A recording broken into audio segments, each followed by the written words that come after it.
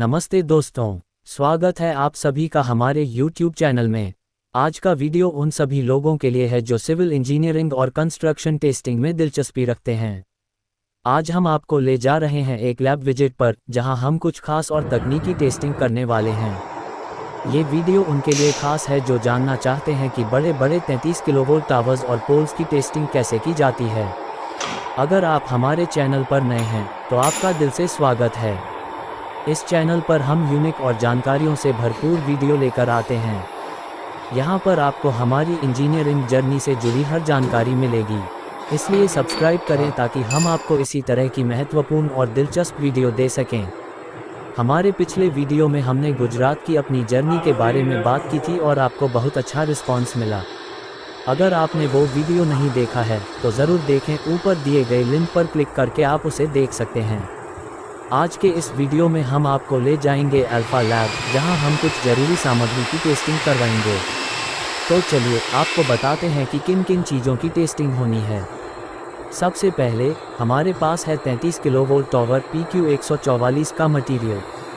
इस मटेरियल पर हम कई केमिकल और मैकेनिकल टेस्ट्स कराएंगे, जैसे C%, CR%, मन% और यील्ड स्ट्रेंथ, इलॉन्गेशन और बेंड टेस्ट। हर टेस्ट का उद्देश्य है ये सुनिश्चित करना कि मटेरियल उच्चतम गुणवत्ता का हो और उपयोग के लिए पूरी तरह तैयार हो। इसके अलावा हम 33 किलोवोल्ट पोल के लिए डॉग टेंशन हार्डवेयर और डॉग जंपर कोन का भी टेस्ट करेंगे। इन सभी टेस्ट्स में केमिकल और मैकेनिकल कॉम्पोजिशन के बारे में पता लगेगा और ये टेस्ट बताएंगे कि मटेरियल कितना स्ट्रांग और टिकाऊ है। खास तौर पर हम प्रूफ लोड टेस्ट और केमिकल टेस्ट पर फोकस करेंगे। तो दोस्तों, इस वीडियो में हम आपको हर एक टेस्ट के बारे में विस्तार से बताएंगे। वीडियो के अंत तक आपके पास एक अच्छी समझ हो जाएगी कि लैब टेस्टिंग क्यों महत्वपूर्ण है और कैसे ये हमारे प्रोजेक्ट्स को सुरक्षित और प्रभावशाली बनाने में मदद करता है। तो बिना देर किए चलिए शुरू करते हैं। तो दोस्तों, सबसे पहले बात करते हैं मैकेनिकल कंपोजिशन टेस्ट की। ये टेस्ट मटेरियल की यांत्रिक क्षमताओं का माप लेने के लिए किया जाता है, ताकि ये सुनिश्चित हो सके कि मटेरियल पर लोड पड़ने के दौरान कैसे बर्ताव करेगा। इस टेस्ट के 3 मुख्य पहलू होते हैं: यील्ड स्ट्रेंथ, टेंसाइल स्ट्रेंथ और इलॉन्गेशन। यील्ड स्ट्रेंथ से हमें पता चलता है कि मटेरियल कितना लोड झेल सकता है बिना स्थायी रूप से विकृत हुए। मान लीजिए कि किसी स्ट्रक्चर पर भारी लोड डाला गया है। यील्ड स्ट्रेंथ से ये सुनिश्चित होता है कि मटेरियल झुकने या टूटने से पहले कितनी ताकत झेल सकता है। अगर मटेरियल का यील्ड स्ट्रेंथ अच्छा है तो ये निर्माण के दौरान भारी लोड को सुरक्षित रूप से सह सकता है। टेंसाइल स्ट्रेंथ यह मापता है कि मटेरियल टूटने से पहले कितना खींच सकता है। ये एक तरह का फाइनल स्ट्रेंथ टेस्ट होता है। उदाहरण के लिए, एक 33 किलोवोल्ट टावर की तुलना में एक कंस्ट्रक्शन बीम को अधिक खिंचाव की आवश्यकता होती है। इस टेस्ट से हमें मटेरियल की अंतिम शक्ति के बारे में जानकारी मिलती है, जो बताती है कि वह किसी भी तरह के बाहरी दबाव में कितना सह सकता है। इलॉन्गेशन ये दिखाता है कि मटेरियल कितना लचीला है। ये मापता है कि मटेरियल कितना खींच सकता है बिना टूटे। इलॉन्गेशन का अच्छा प्रतिशत यह सुनिश्चित करता है कि मटेरियल लोड के दौरान थोड़ा झुकने की क्षमता रखता है, जो उसे टूटने से बचाता है। अब बात करते हैं बेंड टेस्ट की। बेंड टेस्ट में मटेरियल को एक खास कोण पर मोड़ा जाता है ताकि ये देखा जा सके कि मटेरियल बिना टूटे कितना झुक सकता है। ये टेस्ट खासकर मटेरियल के लचीलेपन को चेक करने के लिए किया जाता है। बेंड टेस्ट का अच्छा रिजल्ट ये दिखाता है कि मटेरियल में फ्लेक्सिबिलिटी है और यह बड़ी हलचल या लोड के दबाव में नहीं टूटेगा। ऐसे मटेरियल का इस्तेमाल संरचनाओं में किया जा सकता है जहां हल्के झुकाव का जोखिम होता है। इसके बाद आता है प्रूफ लोड टेस्ट।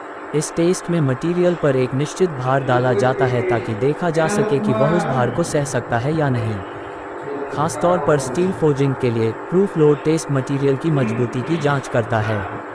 एक सफल प्रूफ लोड टेस्ट ये सुनिश्चित करता है कि मटेरियल वास्तविक निर्माण साइट पर भारी भार को सह सकता है। यदि यह टेस्ट पास होता है तो मटेरियल लंबे समय तक संरचना में मजबूती बनाए रख सकता है। अब चलते हैं केमिकल कंपोजिशन टेस्ट की तरफ। इस टेस्ट में हम मटेरियल में मौजूद विभिन्न रासायनिक तत्वों की मात्रा का विश्लेषण करते हैं, जैसे C% कार्बन, CR% क्रोमियम, मन% मैंगनीज, Ni% निकल और अन्य तत्व। केमिकल कंपोजिशन का उद्देश्य ये सुनिश्चित करना है कि मटेरियल का रासायनिक मिश्रण सही अनुपात में हो। गलत केमिकल कंपोजिशन मटेरियल की ताकत और टिकाऊपन पर नकारात्मक प्रभाव डाल सकता है।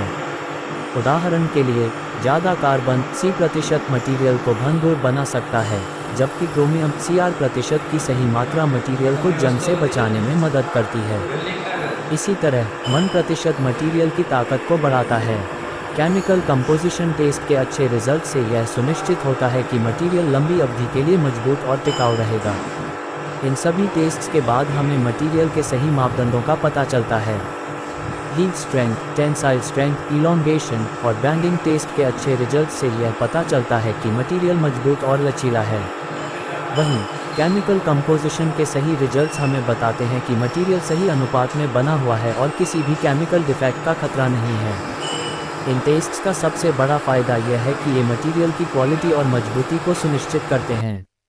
जब किसी स्ट्रक्चर में इस्तेमाल होने वाले मटेरियल्स इन टेस्ट्स को पास कर लेते हैं, तो हमें भरोसा हो जाता है कि वे असली परिस्थितियों में बेहतर प्रदर्शन करेंगे और स्ट्रक्चर लंबे समय तक टिकाऊ और सुरक्षित रहेगा। नमस्ते दोस्तों, फिर से आपका स्वागत है, जहां हम सिर्फ कंक्रीट ही नहीं बल्कि सपनों की नींव भी डालते हैं और कभी कभी सरदर्द की भी। तो आपने पिछले वीडियो में देखा था कि हमने कैसे कंक्रीटिंग की थी। आज हम एक बड़ी जिम्मेदारी के साथ यहाँ हैं। 125 MVA 33 to 128 kV का ट्रांसफॉर्मर सेटअप कर रहे हैं। हाँ, इतनी बड़ी मशीन जिसे देखकर खुद कंक्रीट भी एक बार को सोच रहा है, भाई ये मुझसे अकेले संभलेगा भी या नहीं। सबसे पहले, हमेशा की तरह कंक्रीटिंग से पहले स्लम्प टेस्ट किया गया।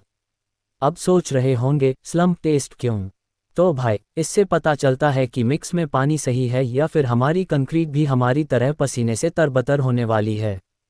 क्योंकि भाई, इतनी बड़ी मशीन को टिकाना है, कोई पिकनिक नहीं मना रहे यहाँ। और ये स्लम्प टेस्ट तो ऐसा है जैसे कंक्रीट का मूड चेक कर रहे हो, आज खुश है या टेढ़ी है। अब बात करें क्यूब्स की। हमने क्यूब्स भरे हैं ताकि बाद में टेस्ट करके ये भी देख सकें कि हमारी कंक्रीट में ताकत कितनी है। मान लीजिए कि कल को ट्रांसफॉर्मर ने नीचे से हमें जोर से कहा कि भाई खड़े नहीं हो पा रहे, तो ये क्यूब्स हमें बताएंगे कि गड़बड़ कहाँ हुई। जैसे किसी रिश्ते में समस्याएं आती हैं, वैसे ही कंक्रीट में भी देखना पड़ता है कि ताकत बची है या नहीं। और अगर स्लम्प टेस्ट और क्यूब टेस्ट के बारे में और जानना है तो हमारे पिछले वीडियो को देखें। आई बटन पर क्लिक करें ताकि आप ये जान सकें कि कैसे हम कंक्रीट के मूड और ताकत का परीक्षण करते हैं। जैसे एक बॉस अपने कर्मचारियों की खिंचाई करता है, वैसे ही। अब आते हैं हमारे असली हीरो पर। 125 MVA 33 to 128 kV का ट्रांसफॉर्मर। ये ऐसा ट्रांसफॉर्मर है जो पूरे इलाके की बिजली को झटका देने की ताकत रखता है। इसे एक बार यहाँ टिकाने का मतलब है कि बस अब ये आराम से सो जाएगा और हमें कभी कभी आधी रात में उठकर इसे संभालना पड़ेगा। तो भाई, इसे टिकाने के लिए कंक्रीट का बेस मजबूत बनाना ही पड़ेगा, नहीं तो ट्रांसफॉर्मर के गिरते ही हमारी नौकरी का भी ट्रांसफ़र हो सकता है। तो दोस्तों, आज की हमारी कंक्रीटिंग का मेन मकसद यही है कि ये ट्रांसफॉर्म यहाँ अपनी जगह पर ऐसे टिका रहे जैसे किसी बूढ़े इंसान की कुर्सी से चिपकने की आदत हो जाती है। हमारे क्यूब्स और स्लम्प टेस्ट के अच्छे रिजल्ट से गारंटी देंगे कि ट्रांसफॉर्मर महाशय यहीं पर टिके रहेंगे, वरना कल को ये भी कहेंगे बस भाई मुझसे नहीं हो पाएगा। तो दोस्तों, कंक्रीटिंग करते हैं और एक ही दुआ करते हैं कि ट्रांसफॉर्मर के साथ हमारा भविष्य भी इस कंक्रीट जितना मजबूत रहे। उम्मीद है कि आपको वीडियो पसंद आएगा, तो लाइक करें, चैनल को सब्सक्राइब करें और बने रहें हमारे साथ, क्योंकि कुछ बड़े बड़े ट्रांसफॉर्मर्स और मज़ेदार जोक्स हमारे चैनल पर हमेशा आते रहेंगे। आज एक नई सुबह है और यहाँ साइट पर हलचल कुछ शांत है, क्योंकि हमारे ट्रांसफॉर्मर महाशय की कास्टिंग पूरी हो चुकी है। इतनी मेहनत, स्लम्प टेस्ट, क्यूब टेस्ट और पता नहीं कौन कौन से झमेले के बाद आखिरकार हमारा ट्रांसफॉर्मर अपनी जगह पर आराम से टिक गया है। सोचिए, इतने में तो हम अपनी खुद की मूर्ति बना लेते। अब जब कास्टिंग हो चुकी है तो शुरू हुआ है वाटर क्योरिंग का काम। और इस क्योरिंग के लिए हमने आसियन कपड़े यानी जूट बैग्स का इस्तेमाल किया है। अब सोच रहे होंगे, इतनी मेहनत क्यों? क्योरिंग का मतलब है हमारी कंक्रीट को पोषण देना ताकि ये ट्रांसफॉर्मर को ढोने का पूरा दम दिखा सके। जैसे कुछ लोग सुबह उठकर चाय बिना अधूरे से लगते हैं, वैसे ही कंक्रीट को भी रोज पानी चाहिए ताकत के लिए, वरना ये भी ढीला हो जाएगा। अब आगे की प्रक्रिया में ट्रांसफॉर्मर की टेस्टिंग और थोड़ा और ड्रामा बाकी है, जो अगले कुछ दिनों में होगा। तो दोस्तों, आज के वीडियो में बस इतना ही।